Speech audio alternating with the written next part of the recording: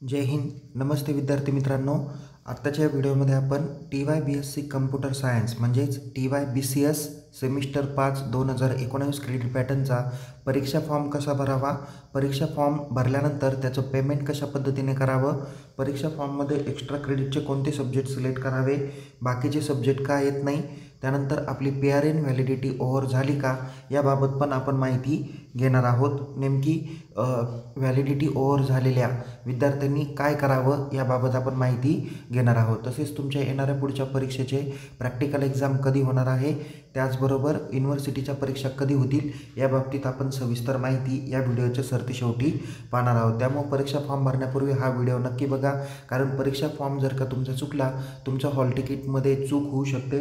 Hall ticket ह्यावेळेस काही correction करता येणार नाही. त्यामुळे परीक्षा फॉर्म भरण्यापूर्वी हा व्हिडिओ बघा, त्या पद्धतीने परीक्षा फॉर्म भरा आणि या व्हिडिओमध्ये सांगितलेल्या पद्धतीने आपण पेमेंट करा, जेणेकरून तुमचं हॉल तिकीट विदिन टायमिंगमध्ये येणार आहे. चला तर मग सुरुवात करूया आपण परीक्षा फॉर्म कसा भरावा. विद्यार्थी मित्रांनो, परीक्षा फॉर्म भरण्यासाठी तुम्ही सगळ्यात प्रथम unipuणे.ac.in या ऑफिशियल होम पेजला जा. तिथे एक्झाम सेक्शन आहे, त्यावरती क्लिक करा. थोडंसं खालती स्क्रोल करा. स्क्रोल केल्यानंतर इथे 1 ते 8 पद्धतीच्या लिंक स्टुडंट सेक्शनमध्ये 4 नंबरला एक्झाम फॉर्म ऑनलाईन म्हणून टॅब आहे, त्या टॅबवर क्लिक करा. थोडंसं खालती क्लिक केल्यानंतर इथे 1 ते 8 पद्धतीच्या लिंक आहे, कोणत्याही एखाद्या लिंकवर तुम्ही क्लिक करू शकता.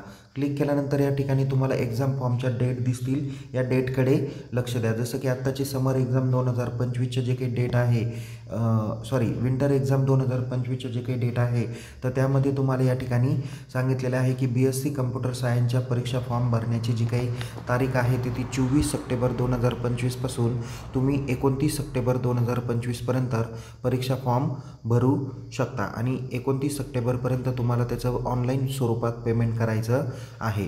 त्यानंतर 30 तारीख आणि 1 ऑक्टोबरपर्यंत तुम्ही लेट फीसह परीक्षा फॉर्म भरू शकता. तर सुपर फाईन म्हणजे ज्याला आपण सुपर लेट फी यासह तुम्ही 3 ऑक्टोबरला दुपारी 12 वाजेपर्यंत फी भरू शकता. काही कारणास्तव जर का डेट बदलली तर आपणाला निश्चित आपल्या टेलिग्राम चॅनलमार्फत सांगितली जाईल. त्यामुळं अपडेटेड व्हिडिओ आणि टेलिग्राम चॅनलचे मेसेज पाहायला विसरू नका. त्यानंतर आपण बॅक साईडला येऊया. इथं थोडंसं खालती इथे proceed to log in button दिसेल, त्या लॉग इन बटनावर क्लिक करा. त्यानंतर इथे तुम्हाला स्टुडंट प्रोफाईल सिस्टीम दिसेल. थोडंसं खालती स्क्रोल करा. खालती स्क्रोल केल्यानंतर या ठिकाणी बघा इथे स्टुडंटमध्ये लॉग इन बटन दिसणार आहे. ओके, या लॉग इन बटनावर आपल्याला क्लिक करायचं आहे. लॉग इन बटनावर क्लिक केल्यानंतर इथे स्टुडंट लॉग इन बाय सांगितलेला आहे. इथे ईमेल ID किंवा मोबाईल नंबर वापरा जो याच्या अगोदरच्या सेमिस्टरचा परीक्षा फॉर्म भरताना तुम्ही जो मेल ID आणि मोबाईल नंबर वापरला तोच या ठिकाणी तुम्हाला यूज करायचा आहे. जसं की मी या ठिकाणी मोबाईल नंबर वापरतो. त्यानंतर मी एंटर मोबाईल नंबर करणार आहे. पासवर्ड एंटर करूया आणि इथं जो काही कॅप्चा दिलेला आहे तो कॅप्चा एंटर करून आपण लॉग इन करणार आहोत.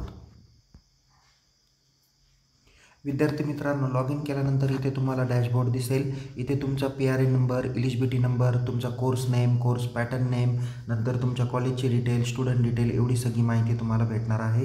या ठिकाणी थोडंसं उजव्या बाजूला आपल्याला स्क्रोल करायचं आहे. त्याच्यात विद्यार्थी मित्रांनो, या ठिकाणी तुमचा PRN नंबर आहे ना, या PRN नंबरातल्या 4 आणि 5 नंबरचं जे काही डिजिट आहे हे तुमचं इयर दर्शवणारं डिजिट आहे. ओके, तर यांमध्ये तुमचं जर का इयर 2020 असेल किंवा त्यापूर्वीचा असेल तर तुमचा PRN काय झालेला आहे, एक्सपायर झालेला आहे. ओके, त्यामुळं अशा विद्यार्थ्यांना परीक्षा फॉर्म भरताना थोड्याशा तांत्रिक अडचणी येतील. आपण आपल्या महाविद्यालयातील परीक्षा विभागाला या संदर्भात माहिती विचारू शकता. ओके, PRN बाबतीत काही महत्त्वाचा निर्णय झाला तर तो परिपत्रकाबाबत आपणाला सविस्तर सांगितला जाईल. पण आता त्याच्या पुढचे जे काही विद्यार्थी आहे म्हणजे 21, 22, 23, 24, 25चे विद्यार्थी आहेत त्यांना परीक्षा फॉर्म भरायला काही अडचण नाही. तर आपण थोडंसं उजव्या बाजूला स्क्रोल करूया. उजव्या बाजूला स्क्रोल केल्यानंतर इथे तुम्हाला ॲक्शन कॉलम दिसेल. त्या ॲक्शन कॉलममध्ये तुम्हाला एक्झाम फॉर्म म्हणून टॅब आहे. त्याचबरोबर इथे अपडेट ABC ID किंवा अपर ID यावरती क्लिक करा. त्यामध्ये नमूद केलेला जर का अपर ID हा जर का तुमच्याकडे असेल किंवा ABC ID तुमच्याकडे असेल आणि तोच जर का तिथे मेन्शन केलेला असेल तर तुम्हाला नवीन अपडेट करण्याची गरज नाही. पण सुरुवातीचे किंवा या अगोदरचे परीक्षा फॉर्म भरताना तुम्ही चुकीचा ABC ID टाकलेला असेल किंवा अपर ID टाकलेला असेल तर आत्ता तुम्हाला या ठिकाणी update ABC C I D किंवा अपर आय डीमध्ये जाऊन तो अपडेटेड अपर आय डी तुम्हाला मेन्शन करता येणार आहे. तो जर का तुम्ही अपडेट केला, सबमिट केला, त्यानंतर आपण एक्झाम फॉर्म या बटनावर क्लिक करणार आहोत. इथे क्लिक केल्यानंतर तुम्हाला या पद्धतीचा पुन्हा डॅशबोर्ड दिसेल. इथे प्रोसीड बटनावर क्लिक करा. कधी कधी तुम्हाला या पद्धतीचा डॅशबोर्ड दिसेल. आपला ॲप्लिकेशन नंबर, इथं ॲप्लिकेशन स्टेटस इनकम्प्लीट दिसेल, inverted by college, pending at college दिसेल. रिमूव्हच्या बटनावर तुम्ही क्लिक करू शकता जर रिमूव्हचे इथं टॅब असेल तर. ओके, कारण काही विद्यार्थी परीक्षा फॉर्म भरतात, अर्धवट सोडून देतात, म्हणून त्यांना अशा पद्धतीचा प्रॉब्लेम येतो. इथे रिमूव्ह बटनावर क्लिक करा. त्यानंतर इथे तुम्हाला क्रिएट न्यू ॲप्लिकेशन म्हणून टॅब दिसणार आहे, तर या टॅबवर क्लिक करा. याच्या अगोदर इथे 2 ऑप्शन होते, एक फर्स्ट इयर आणि दुसरा होता अदर दॅन फर्स्ट इयर. तर या ठिकाणी काय करा, आता तसे काही ऑप्शन दिलेले नाही आहे. डायरेक्ट तुम्ही क्रिएट न्यू ॲप्लिकेशन बटनावर क्लिक करून परीक्षा फॉर्म भरू शकता. इथे तुमची स्टुडंट बेसिक डिटेल्स तुम्हाला दिसणार आहे. थोडंसं काय करा, खालच्या बाजूला स्क्रोल करा. बघा विद्यार्थी मित्रांनो, या ठिकाणी तुम्हाला पुन्हा खालच्या बाजूला स्क्रोल केल्यानंतर इथे डायरेक्ट तुम्हाला नेक्स्ट बटन दिसणार आहे. या नेक्स्ट बटनावर क्लिक करा.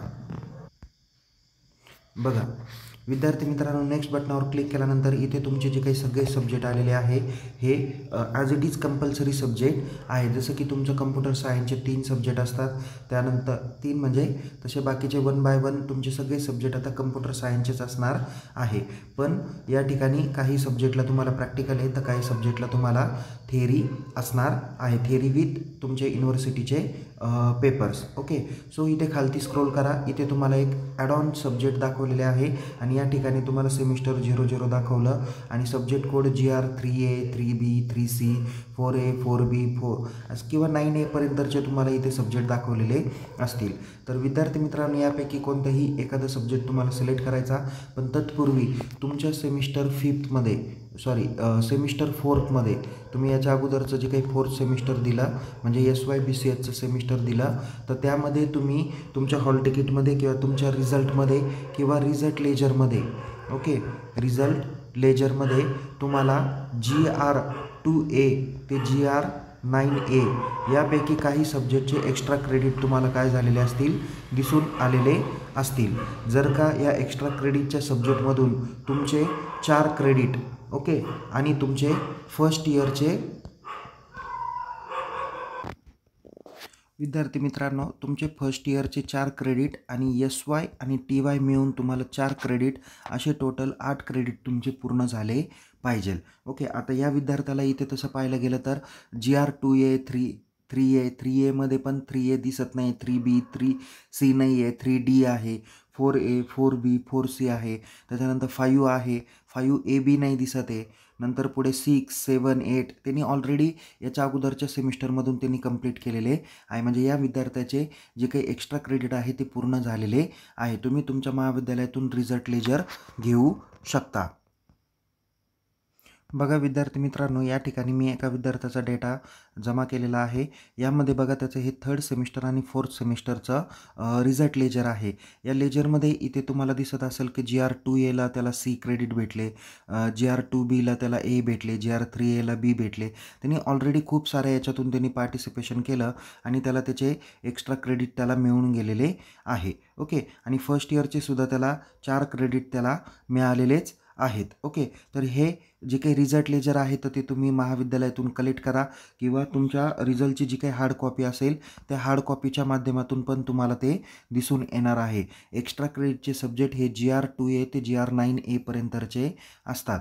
ते कसे मिळवायचे त्या संदर्भात माहिती देणारा एक्स्ट्रा क्रेडिट बाबतचा व्हिडिओ या व्हिडिओचे डिस्क्रिप्शन बॉक्समध्ये दिलेला आहे. तुम्ही तो व्हिडिओ काळजीपूर्वक पद्धतीने पाहू शकता. तर आता या ठिकाणी बघा, तुम्हाला जिथे समोर नमूद केलेले जेवढे काही सब्जेक्ट आहे ते सब्जेक्टपैकी जर का तुम्हाला काही क्रेडिट मिळवायचे असेल तर ते तुम्ही या ठिकाणी चौकोन बॉक्समध्ये सिलेक्ट करू शकता. पण यापूर्वी जर का तुम्ही ऑलरेडी अर्न केलेले आहे, आता करण्याची तुम्हाला आवश्यकता वाटत नसेल तर तुम्ही या ठिकाणी कुठेही टिक करू नका. ओके, एखादा विद्यार्थी आहे त्यांनी पाठीमागच्या सेमिस्टरला पार्टिसिपेशन केलं नाही पण आत्ता केलं आहे, जसं की आत्ता त्यांनी आविष्कार पार्टिसिपेशनमध्ये त्यांनी काही रिसर्च प्रोजेक्ट केला किंवा काही ॲक्टिव्हिटीमध्ये त्यांनी भाग घेतला तर त्यांनी इथे टिक करणं गरजेचं आहे. पण त्यांनी ऑलरेडी जर का भाग घेतलेला नाही आहे तर त्यांनी या ठिकाणी टिक करू नका. हॉल तिकीटमध्ये ते सब्जेक्ट येणार नाही. मला या ठिकाणी सांगायचं आहे की एक्स्ट्रा क्रेडिटचे जेवढे सब्जेक्ट तुम्ही आत्ता सिलेक्ट करताल तेच तुमच्या हॉल तिकीटमध्ये येतील. ओके. आणि त्यापैकी तुम्हाला कशातून क्रेडिट मिळवायचे ते तुम्ही त्या संबंधित विभागाकडे माहिती दिल्यानंतर ते तुमचे एक्स्ट्रा क्रेडिट ते तुम्हाला देणार आहे. इथे डायरेक्ट तुम्ही सेव्ह आणि नेक्स्ट बटनावर क्लिक करा. या ठिकाणी तुम्ही एक ॲड ऑन क्रेडिट सब्जेक्ट निवडा किंवा 10 निवडा, पण इथे फीमध्ये बदल होणार नाही. ओके. इथे सेव्ह आणि नेक्स्ट बटनावर क्लिक करा. सेव्ह आणि नेक्स्ट बटनावर क्लिक केल्यानंतर इथे तुमची फीची डिटेल येणार आहे. 1280 रुपये रेग्युलर विद्यार्थ्यांची फी आहे. सरतेशेवटी तुम्ही चौकोन बॉक्स दिसेल त्यावरती क्लिक करा. इथं confirm and go to dashboard बटनावर क्लिक करा. इथे बघा आता ॲप्लिकेशन ID आलेला आहे, तुमचा कोर्स नेम आलेला आहे, ॲप्लिकेशन स्टेटस कंप्लीटेड आलेला आहे, इन्व्हॉल्डेड बाय कॉलेज, फी चलन अनपेड आणि इथं प्रिंट प्रिव्ह्यूचं बटन दिसेल. त्यानंतर प्रिंट किंवा पेमेंट बटनावर इथं ऑनलाईन पेमेंट किंवा पे ऑनलाईनला आत्ता तुम्हाला क्लिक करता येणार नाही. इथे तुम्ही प्रिंट प्रिव्ह्यू हे जे काही बटन आहे या बटनावरती काय करा, क्लिक करा. एक एक्झाम फॉर्मची 2 पानाची PDF तुम्हाला जनरेट होणार आहे. ह्या PDFची प्रिंटआउट काढा. तुमच्या महाविद्यालयातील जे नेमून दिलेले अधिकारी असतील, प्राध्यापक असतील किंवा ऑफिसचे कर्मचारी असतील त्यांच्याकडून फॉर्म तपासून घ्या. फॉर्म तपासून घेतल्यानंतर तो फॉर्म तुम्ही महाविद्यालयातील संबंधित व्यक्तींकडून तो इन्व्हर्ट करून घ्या. इन्व्हर्ट केल्यानंतर इथे तुमचं ॲप्लिकेशन स्टेटस कंप्लीट येईल. इन्व्हर्टेड स्टेटस इथं जिथं आता पेंडिंग ॲट कॉलेज येईल तिथे इन्व्हर्टेड येईल. त्यानंतर चलन स्टेटसमध्ये अनपेडच येणार आहे. त्यानंतर इथे तुम्हाला प्रिंट ऑब्लिक पेमेंटच्या या ठिकाणी तुम्हाला पे ऑनलाईनचं, जसं इथं प्रिंट प्रिव्ह्यूचं ज्या कलरमध्ये तुम्हाला टॅब दिसेल तीच टॅब तुम्हाला पे ऑनलाईन बटनावर दिसणार आहे. त्या पे ऑनलाईन बटनावर क्लिक करा आणि तुम्ही तुमच्या याचं पेमेंट वेगवेगळ्या माध्यमातून तुम्ही करू शकता. विद्यार्थ्यांनी परीक्षा फॉर्मचं पेमेंट कसं पेड करावं याबाबत सविस्तर माहिती देणार व्हिडिओ या व्हिडिओच्या डिस्क्रिप्शन बॉक्सला दिलेला आहे. तो व्हिडिओ काळजीपूर्वक पद्धतीने बघा आणि त्या पद्धतीने तुम्ही परीक्षा फॉर्मची फी पेड करा. जोपर्यंत तुम्ही दिलेल्या मुदतीत परीक्षा फॉर्मची फी पेड करणार नाही तोपर्यंत तुमचं हॉल तिकीट जनरेट होणार नाही.